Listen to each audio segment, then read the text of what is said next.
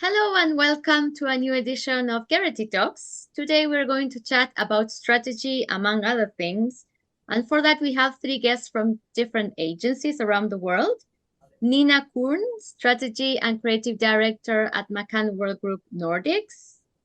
Christina Keller, Chief Strategy Officer, DDB Germany. And Stefanie Kuhnhen, Chief Strategy Officer at Serviceplan. Welcome and thank you for joining us today. Please, let's start by introducing yourselves and tell us a little bit more about your roles and company. Nina, would you like to start? Of course. I'm here at McCann Worldgroup in the Nordics, and I'm based in Stockholm. And I would say that it's, McCann is this global network. So, of course, there are a lot of international and global clients, and also looking at them and the opportunities within creativity from a more Scandinavian Nordic perspective, I would say. So super thrilled to be here. Stefanie, would you like to go on? For sure. Stefanie, I've been a brand and business strategist. That's how I usually call me. In creative agencies for almost 30 years now, so since 1996. And I think the role is always twofolded. On the one hand, developing the strategic product of the agency for sure. But on the other hand side, I think it's also always pushing the own agency brand forward and really understanding business opportunities and understanding where we as an agency brand can also develop into. And that's basically me. And maybe just one more sentence, because I know there are those brilliant creative strategists. I found out in my career that I'm not the best in creative strategy. I'm much better, and that's why I call me, and that's the back to business and brand strategy, because I've always understood brands as a whole and as an operating system of a company, and I've always loved to develop brands in the long term and looking at the whole business from a brand perspective. And that's what I do. Christina? Perfect. So, hi, Gerety community. Hi, co-speakers. It's an honor to be here. I'm Christina. I'm the Chief Strategy Officer, as Lucia said, at DDB Groups in Germany for a year now. And similar to Steffi, I've been moving around in the German marketing landscape in different strategic consultancy capacity for 20 years-ish now. I started in different agencies in the strategy department. I was a client for several years and then spent 8 years on the platform side, technology platforms with Meta, or formerly called Facebook. And with this capacity, I'm now back at DDB and leading the strategy team, but also the social media team there in order to drive innovation as DDB. Social and digital is now integral to every brand and business transformation our clients have to go through. And so, as Steffi also mentioned, my job is to push the work we do on clients, help them understand where we need to go, how we can help, but also drive DDB to a place where we offer contemporary, modern, exciting technological work. That's myself. Okay, let's dive directly into our questions. So I read a post on X the other day that reads, "Creative without strategy is called art. Creative with strategy is called advertising." What do you think of this statement? Do you agree? I personally agree 100%, to be honest, to give you a quick answer. Because I think this is exactly the role that we also have to appreciate much more, I believe, that we are here to drive business forward and that we are here to really help businesses to grow or achieve other goals. And so I would very simply agree with that statement. What about you two? If I can jump in there, I would say that I mostly agree, not to 100%. I think creativity without strategy is more akin to art, of course, since it might be lacking directions. But and I would say that in advertising, the combination of creativity and strategy, that's where the magic happens. That is where we can have that effect and create that impact that you really want to do. But I would also argue that many successful artists actually have a strategy behind the work that they do to get out there and cut through the noise. So maybe not as purposeful and effective as the combination when we're talking about communication and advertising, but I would say it's still there.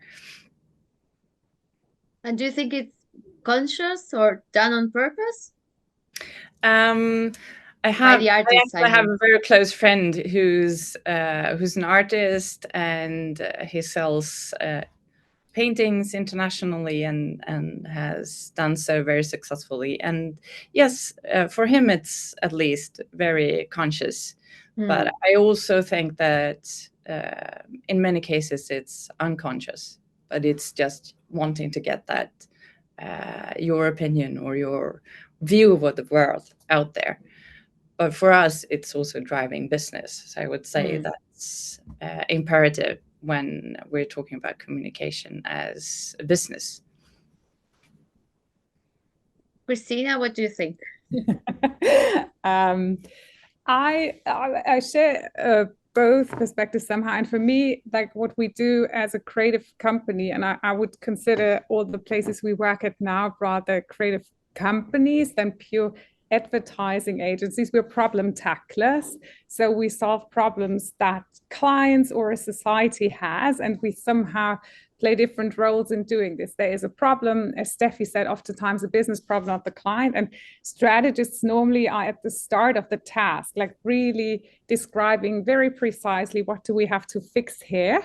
And then the creative chimes in order to help. But I'm a huge friend of seeing our disciplines intertwined, writing briefs together as a strategic and creative department. And so together we are problem solvers that somehow play different parts in doing this. Strategy more at the start, the creative more at the craft and executional point of this problem solving, and the strategist framing it with goals and KPIs and checking whether this all works out. But yeah, I think it's there can't be one or the other function existing or driving work in 2024, and I'm happy about this.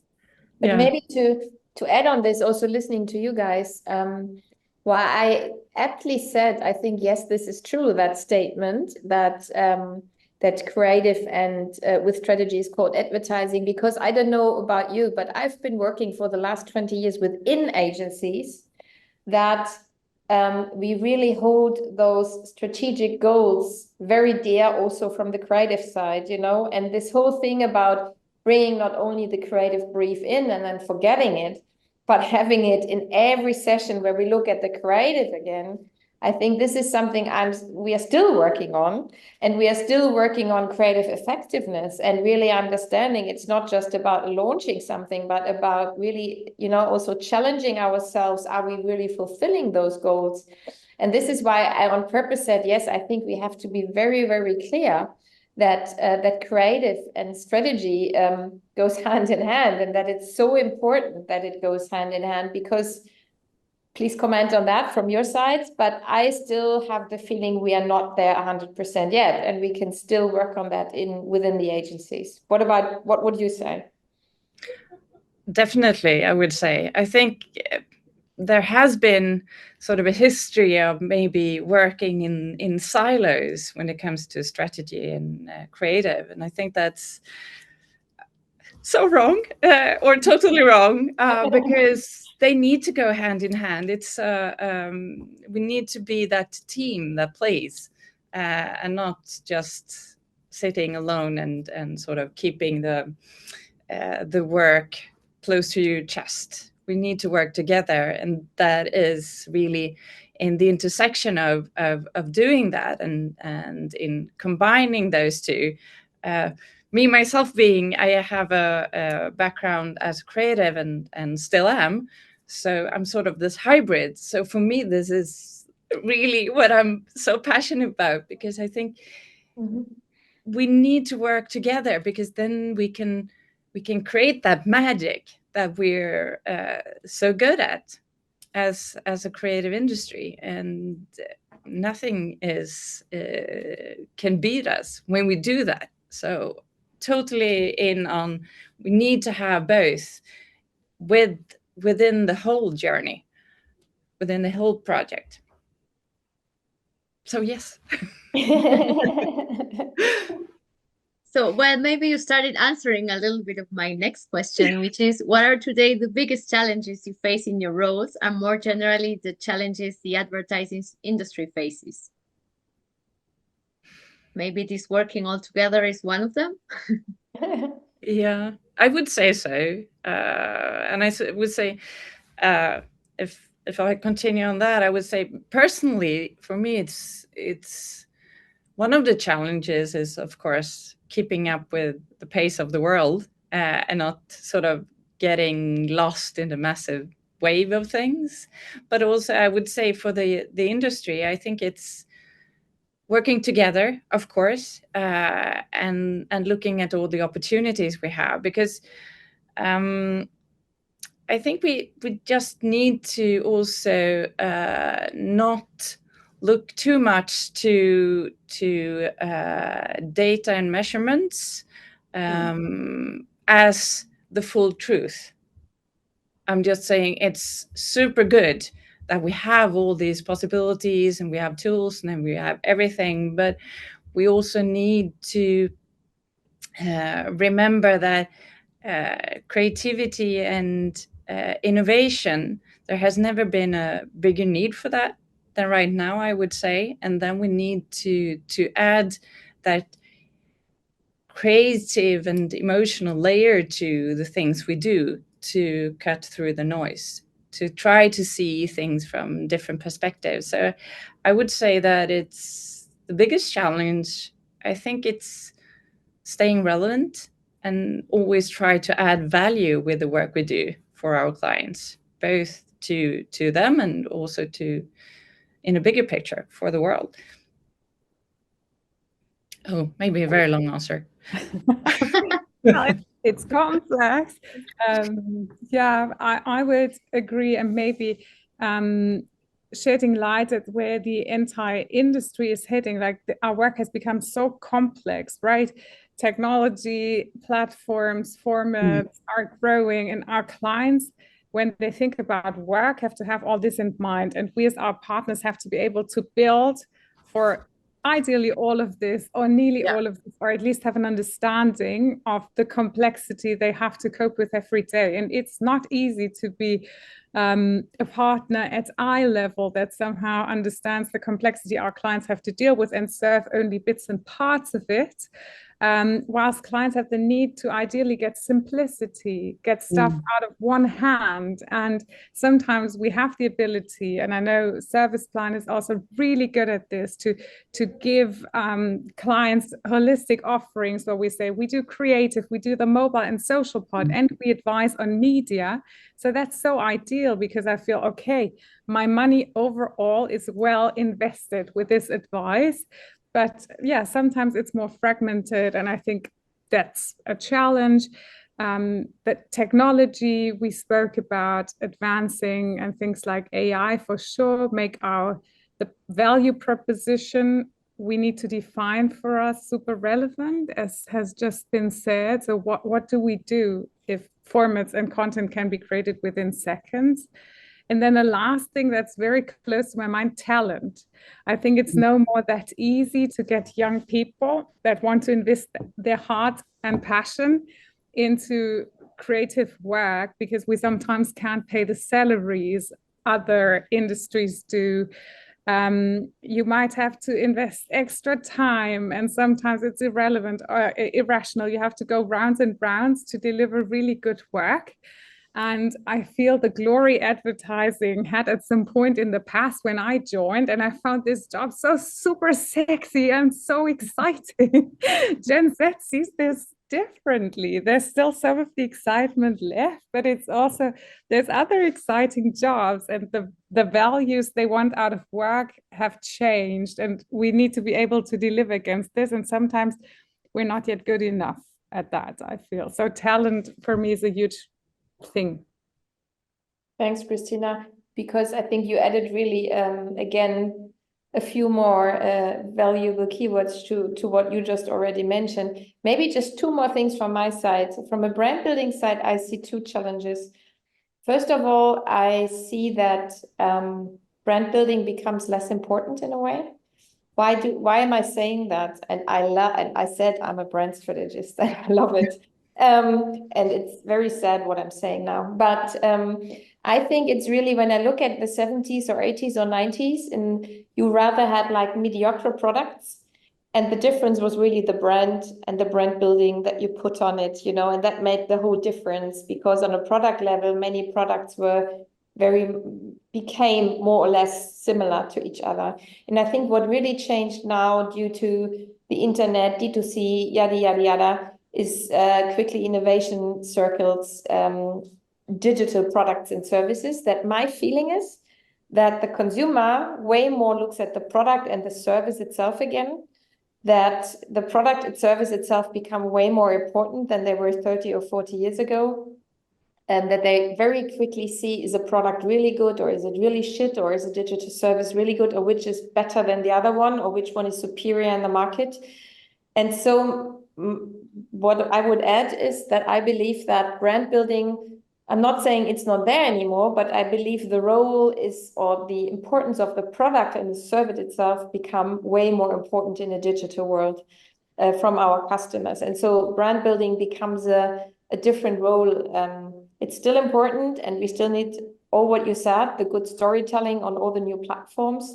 But I think itself, we as agencies also have to train our, again, in products and services way more, because especially in the digital space, they become way more important. And just to add one more thing to it, and I think because value changes so quickly in the poly crisis in our societies, that I also believe that we also have to understand the changing values much better, and also have to create products and services and brand storytelling from those for those new values that come up. So I think it's also a challenge for us, not only to learn product and service better, but also to understand new emerging values quickly, looking at subcultures, not only at the masses again, as strategists, really deep diving into subcultures and create a more cultural storytelling around it as well. And I think from a brand side, these 2 points are also challenges for us. I would also say that I totally agree with it being a shift in how we look at brand building, but I would also say that packaging a brand has become more and more important, to look at the full package, including also product development and innovation.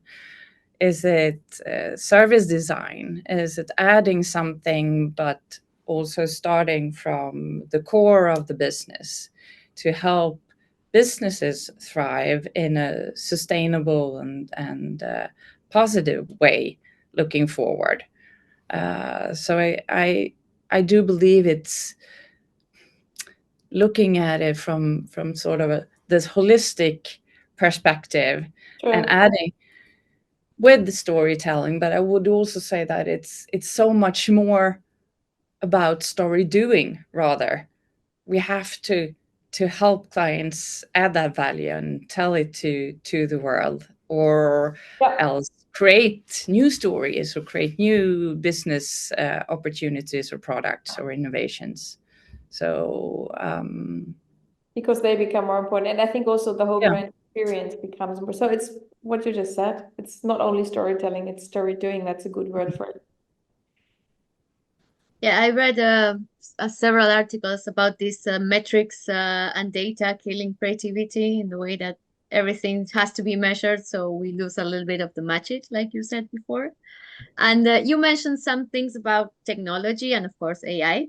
I would like to know how your work has changed with new technologies, especially with AI. And do you think it will be helpful, harmful? Are you afraid of it? Do you use it?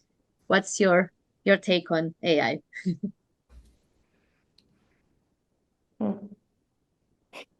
That's also a complex Nobody wants to topic. answer. Oh my God. No. We can. The question is, where do we start and how narrow we start, or do we talk about a whole societal change for the next 50 years? You can give it a try from the planning department. And so I feel this new technology is there not to go anymore. And that's the first realization. This will not stop or resolve, but we are now at a pivotal moment where, as Steffi said, society changes, our world changes, the speed of information availability changes, and we can either lean in and love it and work with it, or we'll fall behind. And this is something I oftentimes say with a twinkling eye to my team, because I'm a German person. I like stability. I like to know stuff. I like to be organized. And this is deeply irritating, right? Because every day there's something new. There are many tools. And now it's like, okay, we could do this super research and then have a study about a problem. And you would know it would take you 5 days, but now you can click and then you have stuff in 2 minutes. And so what we try to do is really consciously build this technology, at least as a planning department, into our ways of working. So if we need to get to data or insights, we try to use our tools that we have within DDB every day and tell ourselves we can never start from scratch. We need to start where technology leaves us today and this moment, and then start with our craft and our thinking, refine what it gives us, right? And that's really training ourselves and having a very open mindset to a disruptive moment, and that this might feel uncomfortable for very experienced people that suddenly have to learn something new and feel like beginners. And I think that's scary, but also beautiful. So we try to use these tools and somehow never start from scratch. That's the one thing. And then a second important realization is there is so much more stuff ability. It's also about making choices as a leader of a team or as a person in everyday life. So how much do I open up data and information, or where do I choose? I still have an idea of where I want this brief to go, where I want this project to go. So which tool do I choose? How do I brief this tool? How much information do I get before I start to consolidate?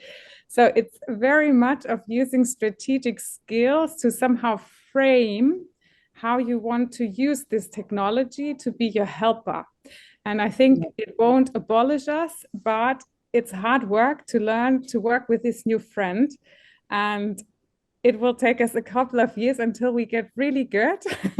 It's faster. But I started to tell ourselves we need to love it, embrace it. So that's at least this little glimpse into our strategic department, and hopefully a humorous point of view at this opportunity as well. Well, you already called it a friend, so I guess that's already something. But I think that's that's super interesting, because I think we need to look at the AI and emerging tech like these new tools in our toolbox. It's tools that can support us, as you say, and save us time, but we still need to tell what we want and be sort of the coach or the mentor, and look at which of this data or tools will I use, and what is interesting to get me where I want to be. So I think it's also it's always a good side and a bad side. We need to be very clear on how we use the tools, and also keep in mind that there might be biases, there might be stereotypes and inequalities, lurking if we're not a bit careful when looking at the data. But we still get more time to deep dive within the true emotional and authentic, innovative world of culture and emotions and creativity. So I think that's amazing, actually.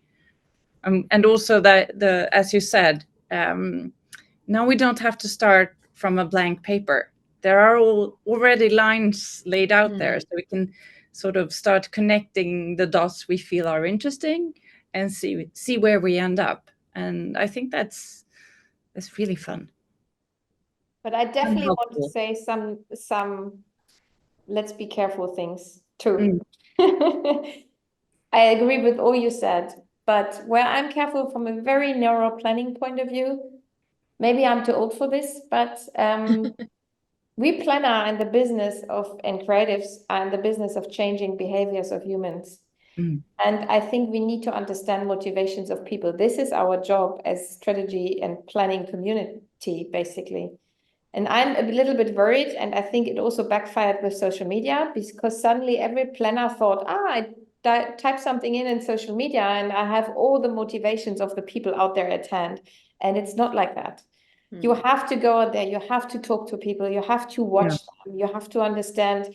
And I'm a bit afraid, so that will be the one that we even more now think, AI is giving me all the answers. But at the end of the day, we have to understand and deep dive into people's motivations. So that would be my first lookout. And the second, on a more global level, I think not only sleepwalking into AI is helping us as agencies to be more efficient, and it will give us all the time to now deep dive into beautiful creative work and insights, but really be careful that we still have, that we not only look at efficiency, but also with AI look at that we still really need that time for being creative again, and that the efficiencies that AI will create are not again, stuffed with other stuff.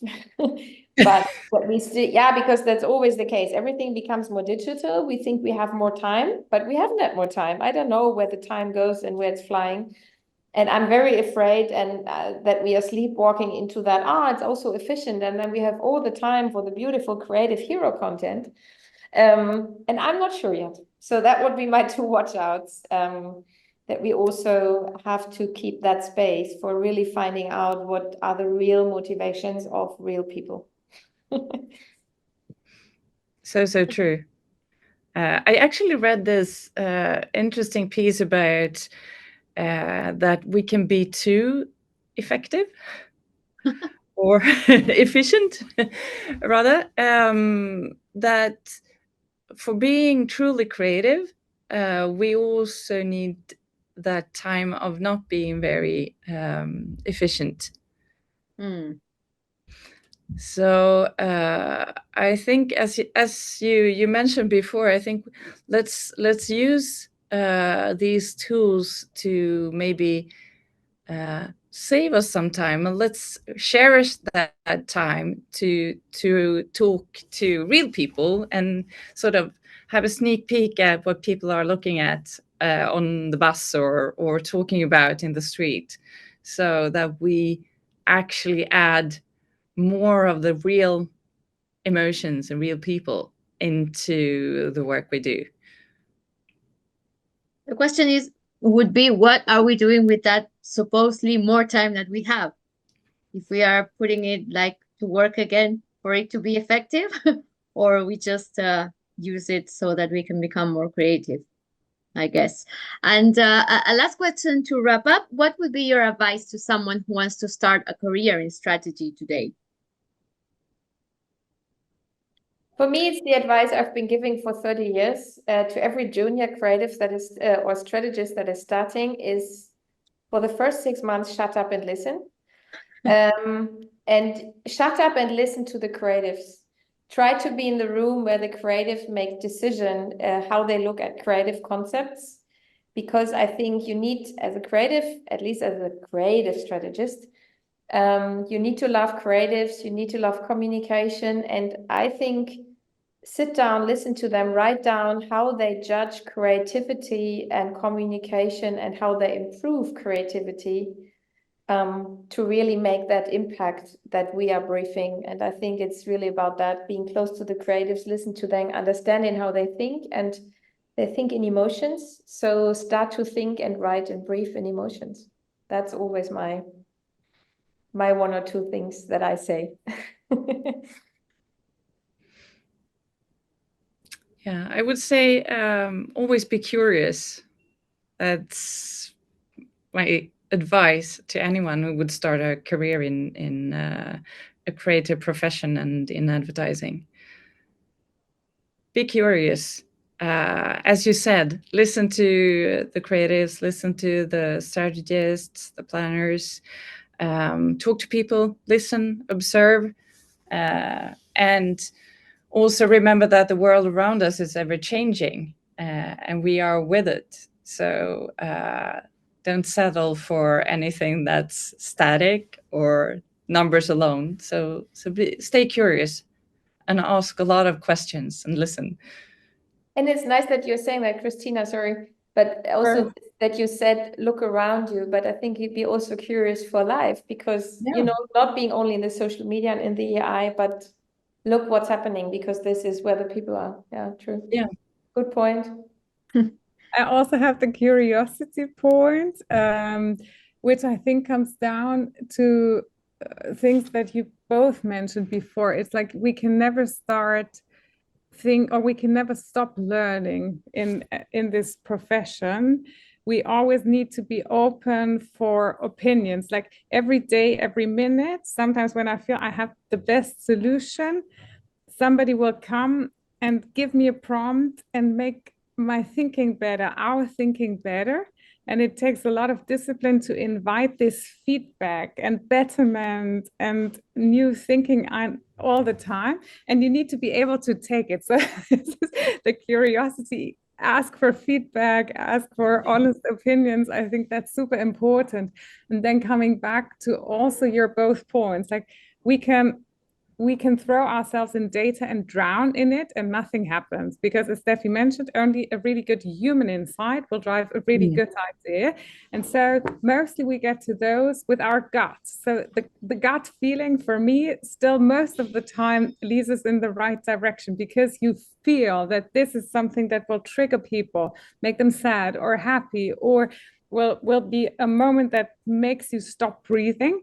And then you can collate the data and find a way to write this story. So a planner without a gut feeling, to me, still would have, I think it's just a very needed and underestimated skill, this intuition of great communication.